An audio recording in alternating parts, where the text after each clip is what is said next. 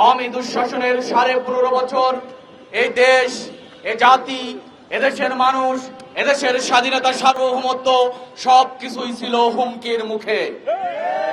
বিগত দুঃশাসনে তারা এমন কোন অপরাধ নেই যে অপরাধ তারা করেনি।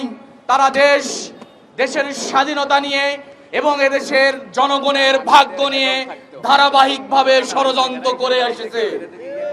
আমরা দেখে এসেছি গত 24-এ তারা ঠিক একই কাশ্মীরে যেভাবে ভারত নেটওয়ার্কিং সিস্টেম বন্ধ করে ক্র্যাকডাউন দিয়ে শত শত হাজার হাজার লক্ষ মানুষকে হত্যা করেছিল, ঠিক একই কায়দায় বাংলাদেশের মানুষকে নেটওয়ার্কিং সিস্টেমের বাইরে রেখে এদেশের মানুষকে হত্যা করার মধ্য দিয়ে তারা প্রমাণ করেছে তারা গণহত্যাকারী, তারা ফ্যাসিস্ট, তারা জাতির জন্য ছিল একটি অভিশাপ।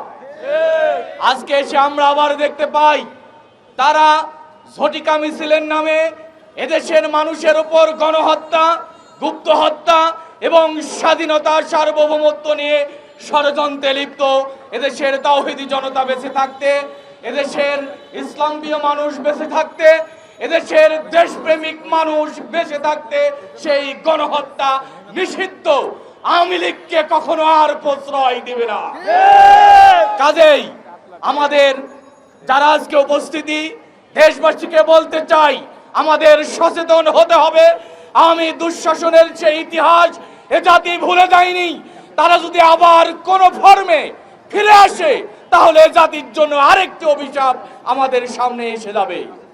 কিছু কিছু নেতৃবৃন্দ আমরা দেখতে পাই তারা বিভিন্ন কথার মাধ্যমে আবার আওয়ামী লীগকে পুনর্বাসনের কথাও বলে যাচ্ছে, যেটা জাতির জন্য সবচাইতে বড় অভিশাপের বিষয় ছাড়া আর কিছু হবে না।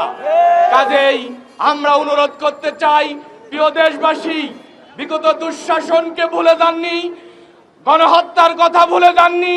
সেই বিষয়কে মাথায় রেখে যারা আজকে দেশ স্বাধীনতা সার্বভৌমত্ব নিয়ে ষড়যন্ত্র করে যাচ্ছে তাদের বিরুদ্ধে দুর্বার প্রতিরোধ গড়ে তুলতে হবে।